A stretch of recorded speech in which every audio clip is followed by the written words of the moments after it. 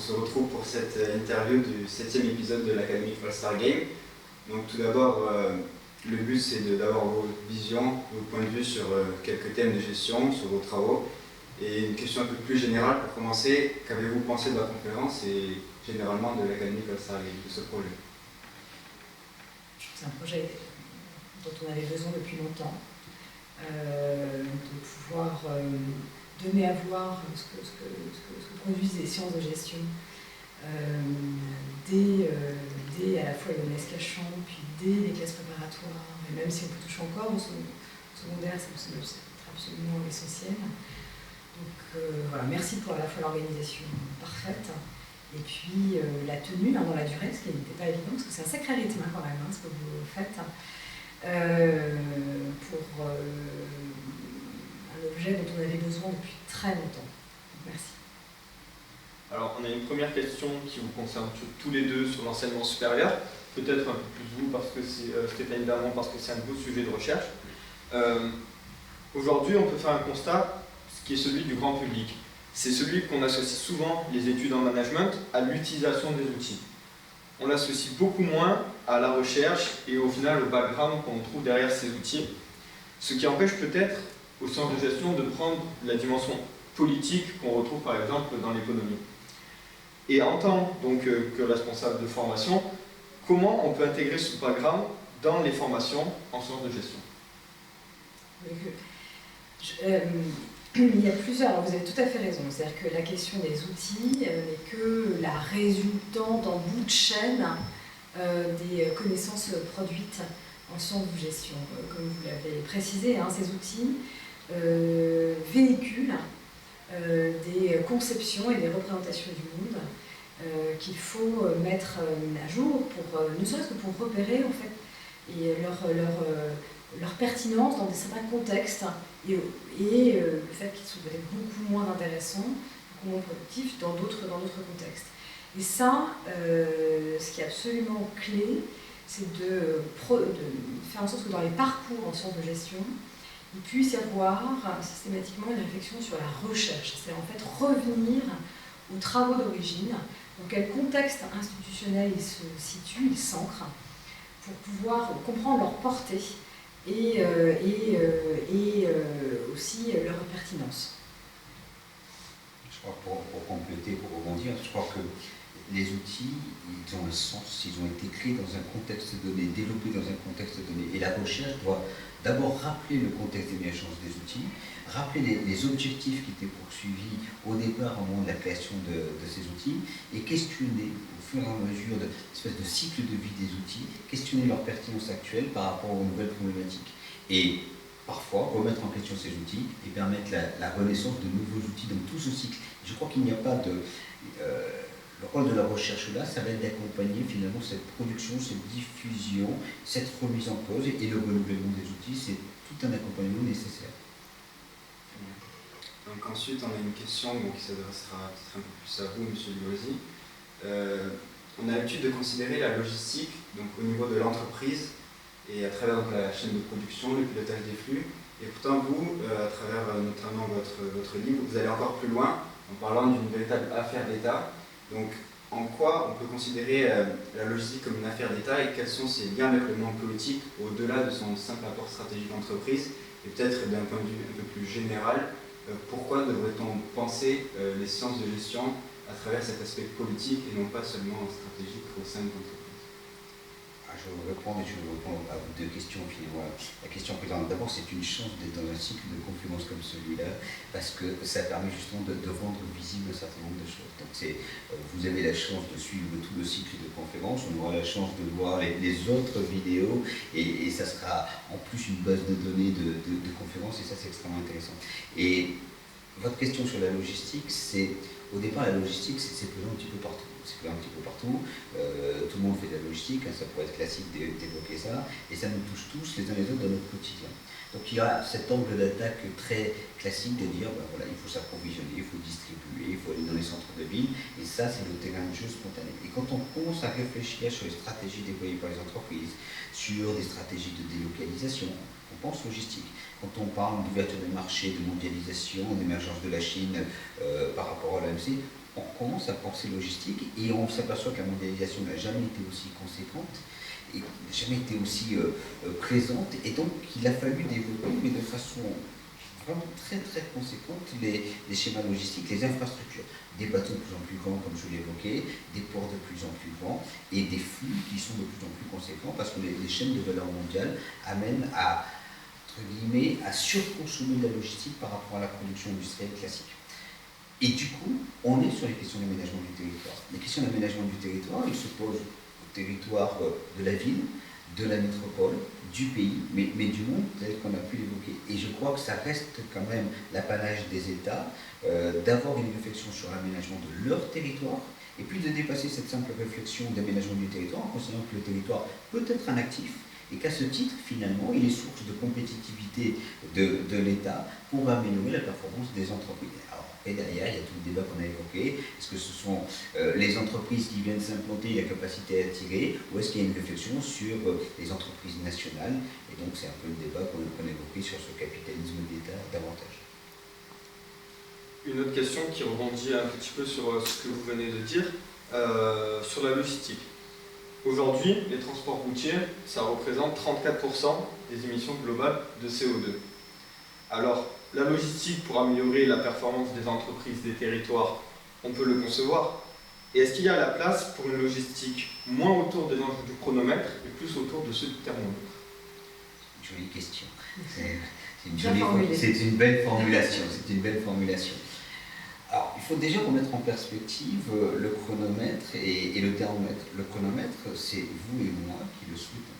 C'est-à-dire que dans nos pratiques de consommation, nous générons des réponses d'entreprises qui mettent en tension leur flux pour nous apporter une satisfaction plus rapide. Le e-commerce, il nous a habitués à être des consommateurs exigeants et à avoir notre produit très très vite.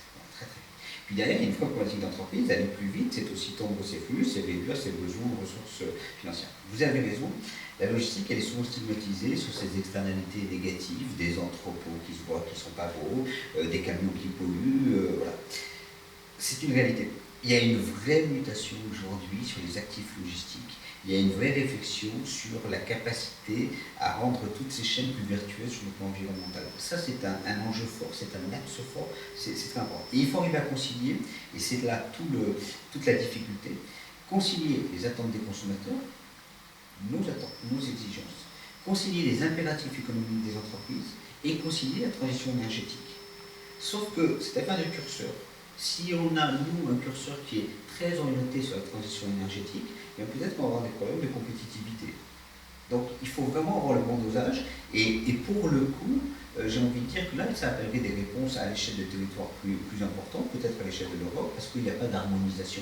Et s'il n'y a pas d'harmonisation, la tentation est grande d'avoir des camions qui viennent circuler en France, qui sont moins propres que les camions qu'on a au niveau français. Donc il faut harmoniser un petit peu tout ça, et il faut réfléchir à tout ça, parce que sinon, vous allez avoir des délocalisations dans des pays moins disants, vous serez performant sur le plan environnemental chez vous, mais la pollution va être déplacée. Et n'oublions pas, la vulnérabilité climatique s'associe aussi à une vulnérabilité géopolitique. Justement aussi, des objets du message. Oui, une des finalités du message qu'on cherche à porter aujourd'hui. On peut maintenant parler d'organisation et plus principalement de conflits et de guerres. Donc on sait qu'il y a des guerres sous différents aspects, donc militaires, idéologiques, on peut parler du Brexit, même commercial, avec le conflit entre la Chine et les États-Unis. Et donc ça montre un manque d'entendement et de coordination entre les États. Alors la question qu'on peut se poser, c'est est-ce qu'aujourd'hui on doit accepter de vivre dans cette atmosphère de conflit stratégique entre les différentes nations, ou alors peut-on espérer peut-être à l'avenir d'obtenir un accord supranational qui permettrait d'avoir justement cet entendement entre tous les pays? Oui. Il y a deux points. C'est vrai que nous avons vécu, est-ce que nous vivons encore, une période de relative quand même stabilité, une durée longue au regard de notre histoire. Et on oublie on a peut-être oublié que ça peut recommencer, on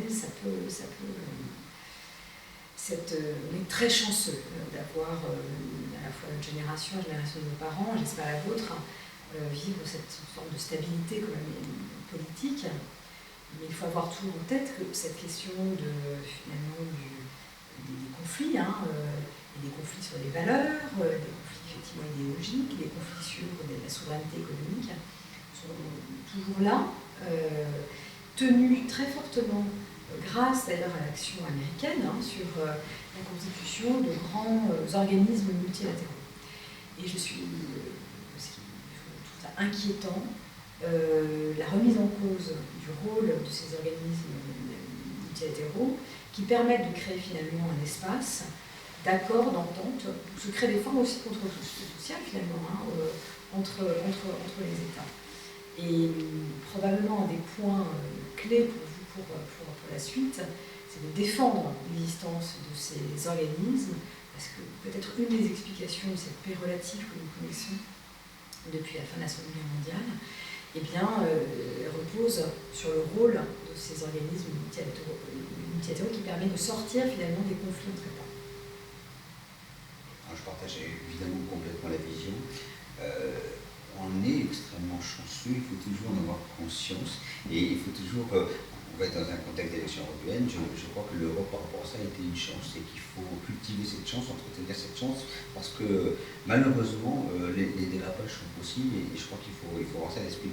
Après, vous avez évoqué les guerres commerciales. Si je reprends les propos de Xi Jinping, il parlait de concurrence positive.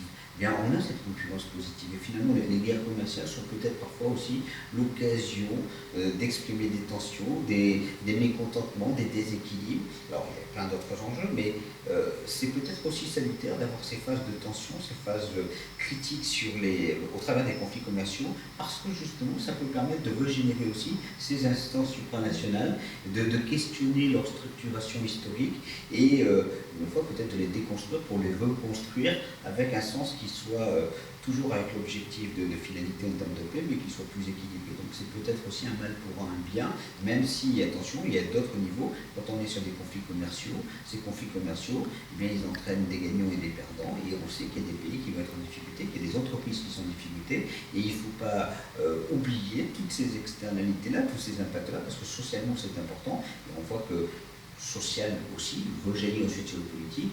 Vous avez actuellement toutes les réflexions sur Ascoval et n'oublions pas qu'il y a des emplois, il y a des gens, il y a des enjeux personnels et ça, il faut l'apprendre. Très bien.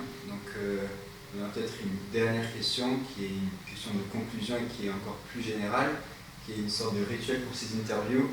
Donc, c'est la recherche en stratégie et management aujourd'hui, mort clinique ou renaissance.